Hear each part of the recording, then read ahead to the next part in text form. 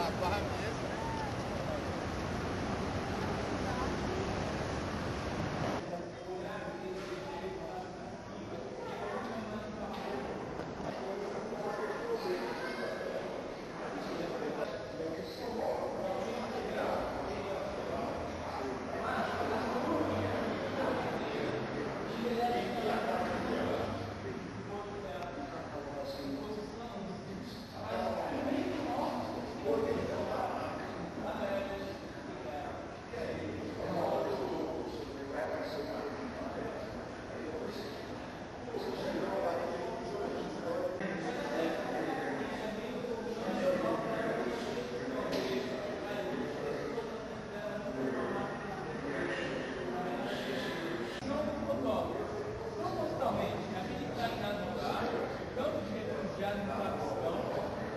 Ele está já percebe essa menina. Então,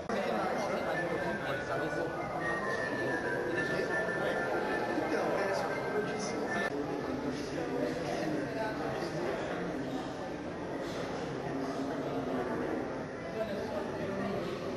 Rápido que o Felipe Felipe capta essa imagem. É uma crítica dele também. Aqui em 67, Guerra do Vietnã. Essa senhora está protocolada. É a crítica como pode um ser humano protocolar outro ser humano. Está protocolada como VNC, vietnamita civil. Mas ela está baleada. Os baleados eram possivelmente vietcongues. E os mortos eram protocolados como vietcongues. Então alguém fez isso por ela. Ela está sendo protocolada como vietnamita civil. Então, baleada e acabar sendo morta por alguém. Mas a técnica política está uma fotografia voltada para o cinza, não tem branco e não tem preto na imagem. Quase não tem foco, o foco está perdido. Parece isso.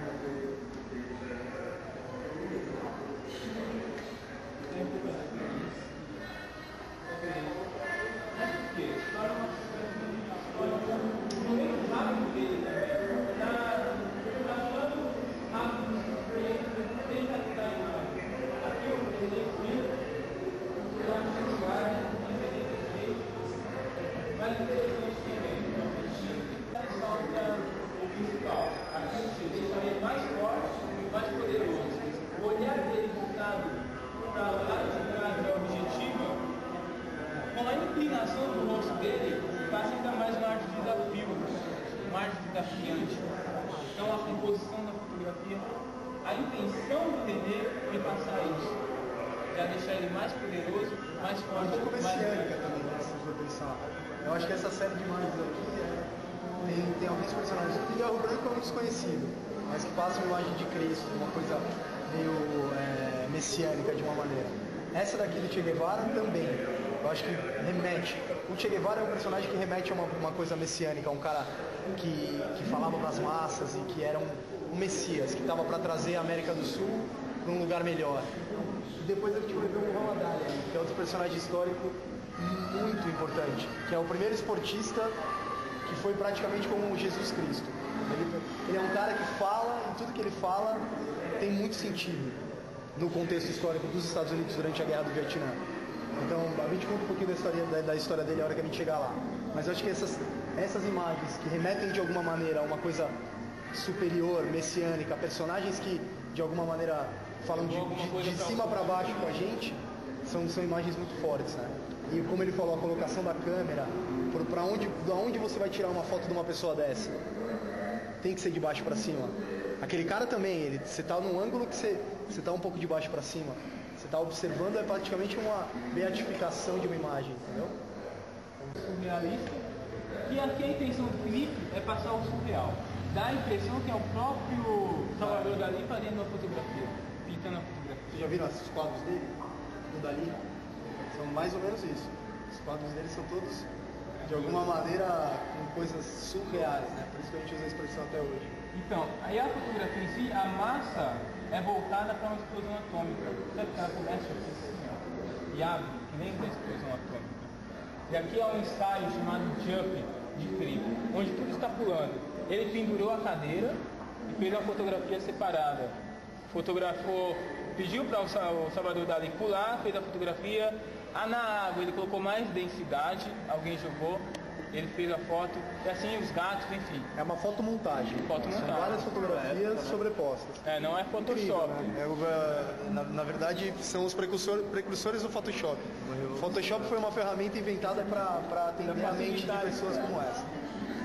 Ele juntou tudo e ampliou esta imagem, que é o surreal. Então acho que os gatos ele deve ter feito um de cada vez, ou pelo menos esses dois e mais ele. E jogaram junto com a água, parece. O gato tá molhado. Ele molhou o gato. Molhou o gato, jogou o gato.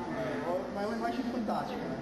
Então são uma sobreposição de imagens. Várias imagens colocadas uma por cima da outra. A da água também, tecnicamente, deve ser muito difícil para fazer isso. Com densidade. Exatamente. Tem um gel, alguma coisa? Misturou um gel para ficar mais denso. Porque se fosse a água ia ficar muito fina. É muito engenhoso. O pai da foto é o nosso querido novamente. O mais interessante na foto Dá pra ouvir mais, né? Sapato. Eu queria indicar para vocês. Não tem muito a ver com fotografia, mas ao mesmo tempo tem. Um documentário sobre a história da luta do Muhammad Ali contra o Foreman. Que é a luta mais importante da história do boxe. Quando o Muhammad Ali venceu o Foreman, que era 10 anos mais jovem, acho que uns 40 centímetros mais alto e 4 vezes mais forte. Então, e o Muhammad Ali, que era esse cara que falava que dançava, ele falava que ele dançava como uma borboleta e picava como uma abelha. Então ele fala isso durante meses antes da luta, e durante a luta ele consegue se esquivar do Foreman e ganhar uma luta que foi no Congo. E tinham 1 milhão de pessoas assistindo a luta, e todo o povo do Congo, por ele ser negro, o Foreman também era negro, mas ele era um negro que era um ativista, ele era da igreja, por isso que ele na verdade o nome dele é Cassius Clay, ele muda de nome por causa da religião dele, que ele era islâmico, ele era um dos islâmicos, como o Malcolm X, o Martin Luther King, eu acho que também era um religioso, mas Martin Luther King eu não tenho certeza se era islâmico. Enfim, ele era dessa igreja e eles lutavam contra o apartheid dos negros na América. Então ele queria mudar a história dos negros na América. E ele falava, todos eles nessa época eles estavam sendo chamados para ir para o Vietnã, os negros também. E esses caras, eles falavam que eles eram afrodescendentes, eles não eram norte-americanos e aquela guerra não era deles. Quando o Muhammad Ali é chamado para ir para o Vietnã, ele é campeão mundial de boxe. Ele é o campeão dos pesos pesados do boxe. Ele é chamado para ir para o Vietnã e ele fala, eu não vou. Os caras falam, você vai preso por você não ir. Ele fala, tudo bem, nenhum vietnamita nunca me chamou de preto, filha da puta. É exatamente o que ele fala. Então eu não vou para essa guerra não é minha. E ele não vai, ele vai preso, ele perde o título mundial, fica 5 anos sem poder lutar, e depois ele volta. E quando ele volta, ele vai lutar contra o George Foreman no Congo para reaver o título mundial. Então quer dizer, ele é um personagem da história do mundo, eu acho, que é um personagem pela luta dele, pela causa negra e tal, é um cara muito importante. E quando você vê imagens dele, as imagens dele sempre tem uma expressão que pra mim são messiânicas, assim, é como ver uma imagem do Che Guevara. Você vê um Cristo, alguém que veio, é um mito, alguém que veio pra mudar histórias.